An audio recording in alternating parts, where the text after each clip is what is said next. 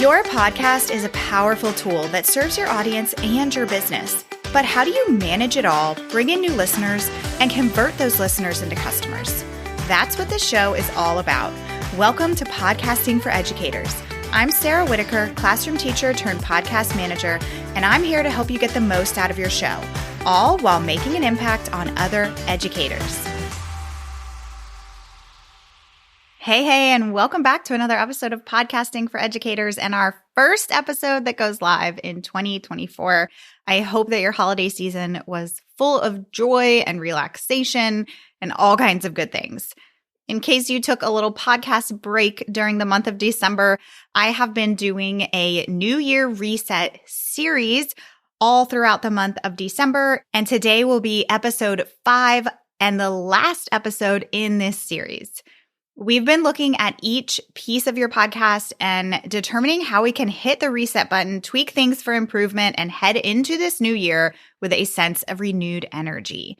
Let me do a quick recap in case you are not caught up so far. They don't necessarily need to be listened to in any order, but in episode 127, we reflected on your podcast's progress and visualized what's to come in the new year. And I know I just said they don't need to be listened to in any order, but I would actually recommend listening to that one first before you start the other episodes in this series.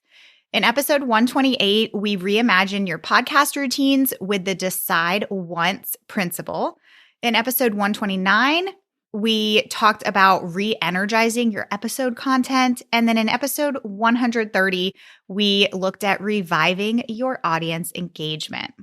So what are we going to be talking about today? Well, we've talked a lot about how we can tweak your routines and make your content that much stronger for existing listeners. But today we're going to be talking about what you need to be doing to make sure that you are consistently bringing in new listeners and always increasing awareness around your show. And that is your podcast marketing. So we are going to look at what podcast marketing even is and how we can really refresh it in the new year so that we are really making sure that we are bringing in new listeners on a consistent basis. So first, let's talk about what podcast marketing is. I think that we sometimes use the terms podcast marketing and podcast promotion interchangeably, and they are very related, but they do have two distinct purposes, but they are slightly different. So let's break down first what the difference is between podcast marketing and podcast promotion. And this is kind of the way that I see it. So you can let me know if you agree with this or not. But when I think of podcast marketing, I think that podcast marketing really encompasses a broad set of things aimed at building your podcast's brand, attracting and retaining an audience, and just increasing its overall visibility. So it really focuses on long-term growth, long-term engagement. So when we think about what podcast marketing looks like, these are things like your branding, your social media, your email marketing, SEO.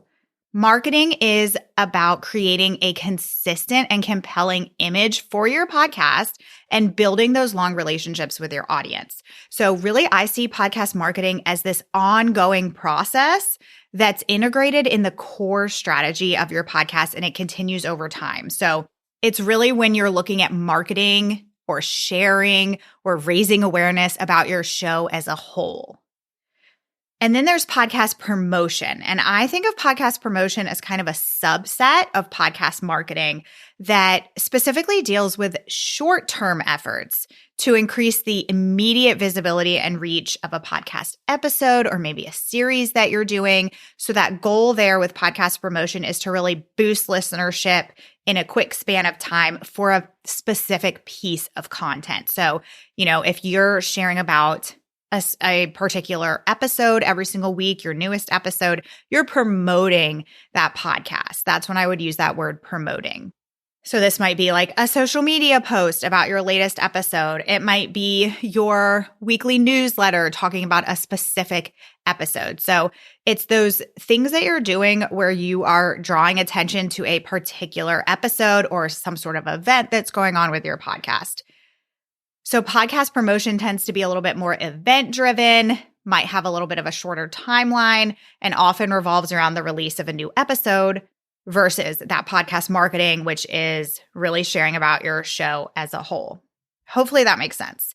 And both podcast marketing and podcast promotion, both of those things are really important to the overall success of your podcast. And they complement each other in achieving the goals that you have for your show, but they are slightly different. So hopefully I did an okay job at explaining the difference between those two terms.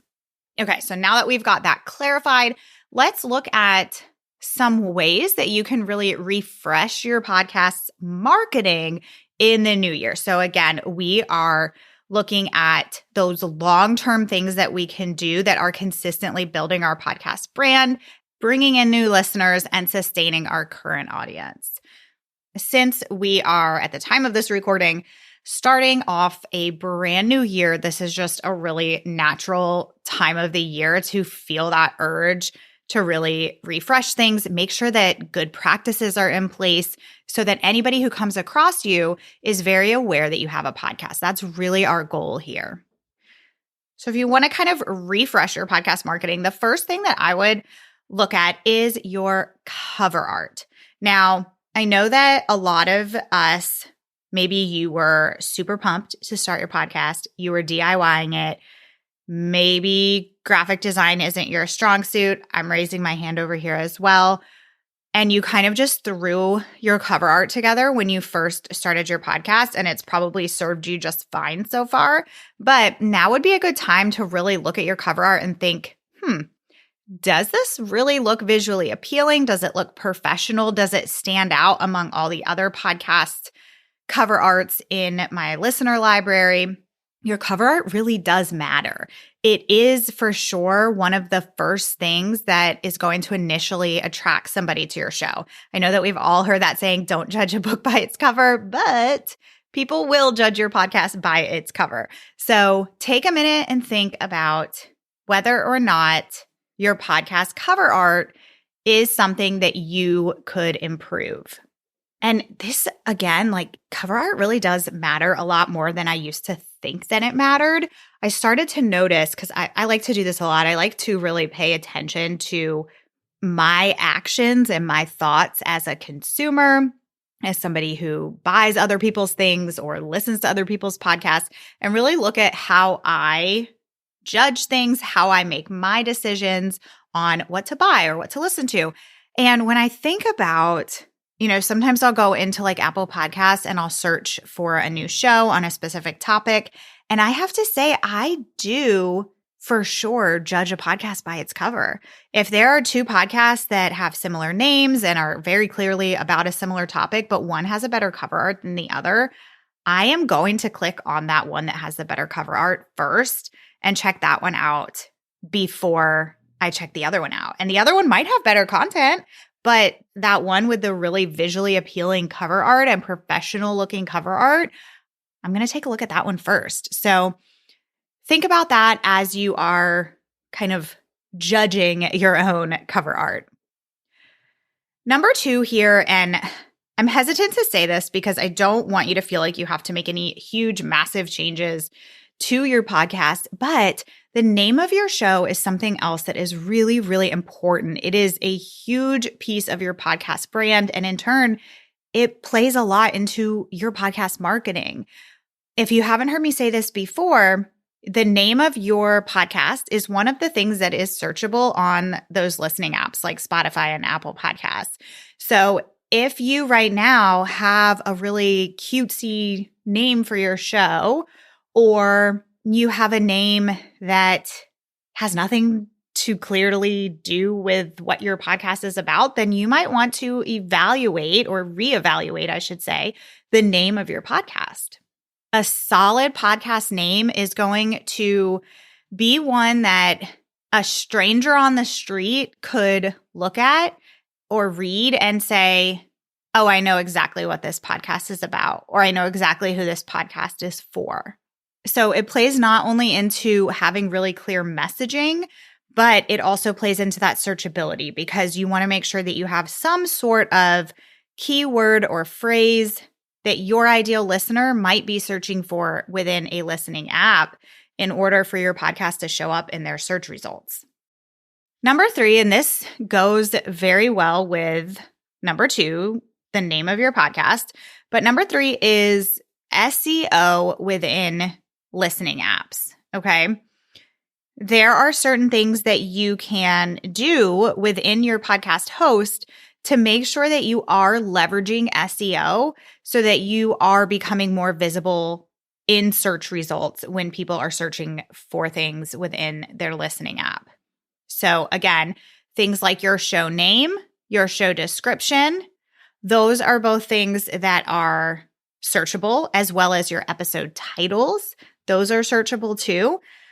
So definitely take a look at those things. And I actually just created a brand new free resource for you. It's a 15-minute audit that you can do that will help you see if you are already leveraging SEO within listening apps, or if there are things that you might need to change in order to make yourself more visible on these listening apps. And when I say that these are simple changes, I mean that you really can make these changes in 15 minutes or less. I even on my audit, I break down like how many minutes these things should take you to check and tweak if you need to edit things. And you can find that at podcastingforeducators.com/audit.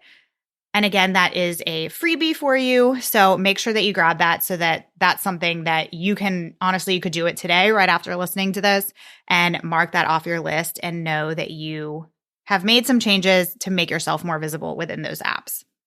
Okay, the fourth way that you can refresh your podcast marketing is your podcast page on your website.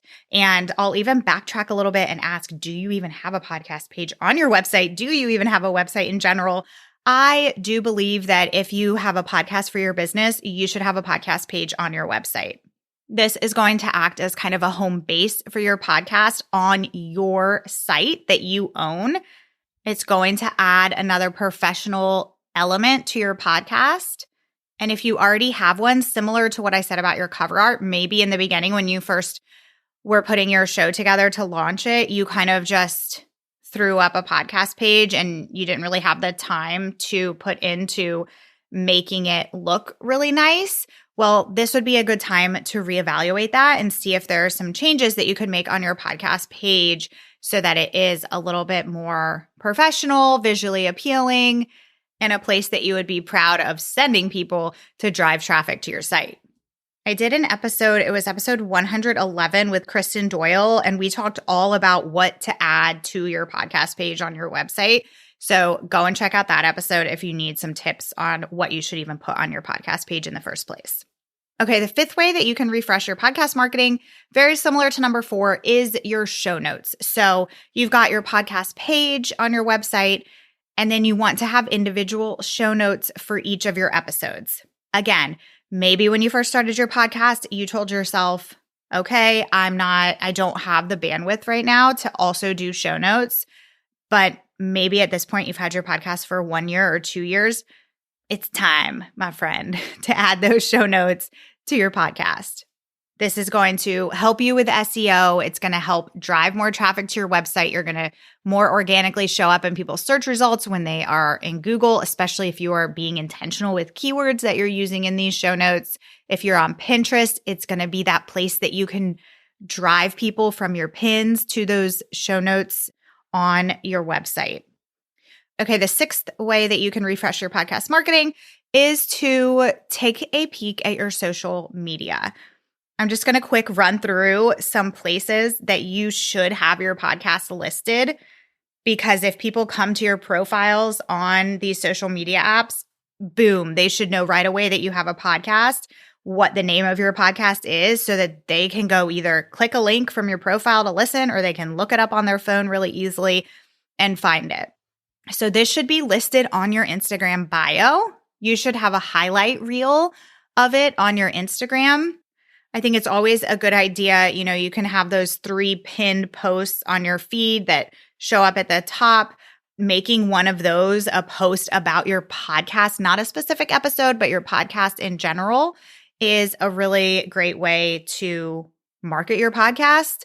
You do it once and then it's hands off, and anybody who comes to your profile is going to be able to see that you have a podcast, what it's about. You can give more details in the caption, all of that. Okay. So that's Instagram. Your Facebook page, in your bio, you should have your podcast listed with a link for people to listen. And then some other places that you might be: TikTok, Threads, YouTube, any other place that you are showing up in your profile or the bio, depending on that particular platform, LinkedIn, you should have your podcast listed. Seventh way that you can refresh your podcast marketing this year is to check your email signature. Do you have your podcast listed on your email signature? If not, I would definitely recommend adding that. If you do have it, take a peek at it. Is it kind of outdated now? Is there something else that you want to add to it? Maybe you could add some of the different apps that people can listen in on. You could add a link to it, could add a little image of your cover art. There's lots of different things that you can do with your email signature. But again, this is a place that you can be hands-off marketing your podcast every time that you send an email. All right. And then the last way that you can refresh your podcast marketing is to sit down and make a list of possible podcast collaborations for 2024. I have several episodes about podcast collaborations. One of those episodes is episode 39, which is called Grow Your Show Through Podcast Collaborations. That's a great one to check out that gives more specifics about different ways that you can collaborate with podcasters. You can do interview swaps with each other, but there are also other ways that you can collaborate with podcasters. But again, the point of that is to get yourself in one of their episodes. Those episodes are evergreen. They're always going to live on once you have that interview or you even have a shout out on another podcast. That's going to live on. It's going to be a way to continuously market your podcast with no additional effort on your part. Okay, so to recap, those 8 ways that you can refresh your podcast marketing in the new year is to reevaluate your cover art, determine if you might need to change the name of your show, look at your SEO within listening apps. Be sure that you download that new free 15-minute audit. That'll be in the show notes as well. Number 4, your podcast page on your website. Number 5, your show notes on your website. Number 6, your social media, things like your Instagram bio, a highlight reel, pinned posts. Number 7, your email signature. And number 9, to make a list of possible podcast collaborations that you can have this year. Now, you do not need to feel the need to go and do all 8 of these things, but if you could even take 1 or 2 things that you could sit down for 20 minutes and do today, I think that that would be a big accomplishment and it would be a great way to get off on the right foot as you start the new year. During this reset series, I have ended all of these episodes by referring you back to previous episodes that you might want to go revisit or listen to for the first time that are related to today's topic. So some episodes that you might find helpful after listening to today's episode are episode 82, What Does an Effective Podcast Marketing Strategy Look Like, with Jeremy Enns. That was part of my organic growth series. It's one of my most downloaded episodes. It's a great conversation. Jeremy is a marketing expert. He's great at what he does. Definitely check that one out. Episode 79, How to Get More Podcast Listeners with These 5 Visibility Strategies. If your ears kind of perked up when I started talking about SEO today because you know that that's something that you need to focus on, check out episodes 78 with Nina Gibson and episode 68 with Danielle Gagnon. Both of those are about SEO specifically for your podcast. And then the last episode that I would recommend is episode 72, which is all about crafting engaging and SEO-friendly episode titles. That was a sneak peek at a live training that I did inside of the Podcasting for Educators Prep School. All of those episodes, along with that free 15-minute audit about your listening app SEO, will be in the description for this episode and in the show notes for this episode, which you can find at podcastingforeducators.com/episode 131.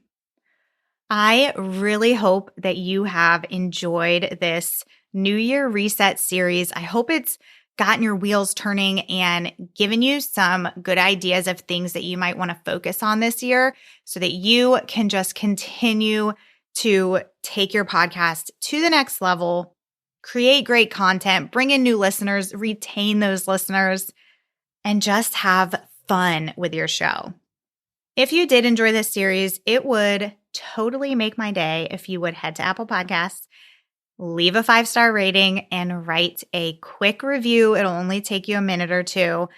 This just lets me know that you're listening, that you're enjoying the content, and it helps other podcasters decide if this is a show that they want to listen to. Thank you so much for being here.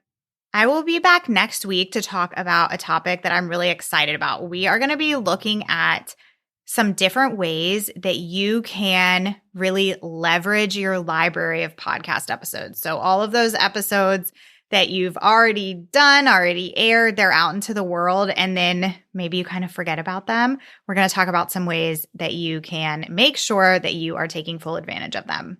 I'll see you then. Thanks so much for listening to today's episode. To keep this conversation going, connect with me on Instagram at Podcasting for Educators. I'm always looking for an excuse to talk about podcasting.